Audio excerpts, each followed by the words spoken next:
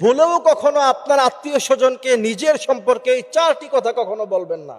যদি বলেন তাহলে দেখবেন আপনি কঠিন বিপদের মধ্যে আপনাকে পড়তে হবে। এটা পরীক্ষিত জিনিস। প্রথম নাম্বার যে বিষয় আপনি জানাবেন না সেটা হচ্ছে আপনার ব্যাংক ব্যালেন্স, টাকা পয়সা। আপনি অনেক সুখে আছেন, আত্মীয় স্বজনকে এগুলি ঘুরে বেড়ায় আপনি বলবেন না। বিশেষ করে দাম্পত্য জীবনে সুখে আছেন, স্ত্রী তার স্বামী তাকে অনেক বেশি ভালোবাসে, তাকে অনেক অর্নামেন্টস দেয়, এই সমস্ত কথা অবশ্যই অন্য পাশের বাসার ভাবির কাছে, আত্মীয় স্বজনের কাছে গিয়ে কখনো বলবেন না। যদি বলেন, আন্নাদুরু হাক্কুন, আল্লাহর হাবিব সাল্লাল্লাহু আলাইহি সাল্লাম বলেছেন, মানুষের নজর, বদ নজর এত খারাপ, মানুষকে একদম কবর পর্যন্ত নিয়ে পৌঁছায়, মানুষের জীবন ধ্বংস করে দেয় বদ নজর। আপনি কল্পনাও করতে পারবেন না যে এই বদ নজর আপনাকে কি পরিমাণ আপনাকে ধ্বংস করে দেয়। দ্বিতীয় নাম্বার হচ্ছে আপনার অভাবের কথা।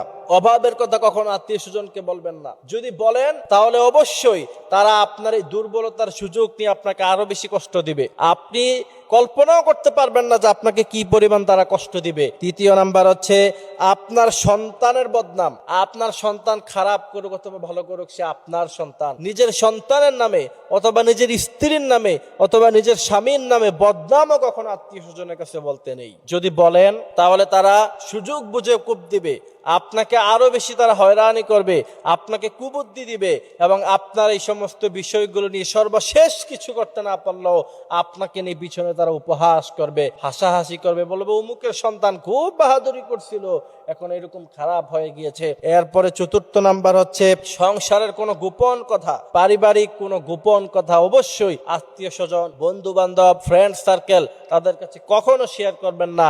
এটা নিজেদের মধ্যে রাখাই ভালো। আল্লাহ সুবহানাহু ওয়া তাআলা বলছেন, হুন্না লিবাসুল লাকুম ওয়া আনতুম লিবাসুল লাহুন্না, স্বামী স্ত্রী একে অপর, তোমরা একে অপরের পোশাক। গোপন কথাগুলি বন্ধু বান্ধব বান্ধবী তাদের কাছে তোমরা শেয়ার করো না। যদি শেয়ার করো তাহলে অবশ্যই তোমাদেরকে বিপদে পড়তে হবে। এই জন্য আল্লাহ সুবহানাহু ওয়া তাআলা আমাদেরকে সঠিক সমাজ, সঠিক বুঝ দান করুক। আমিন।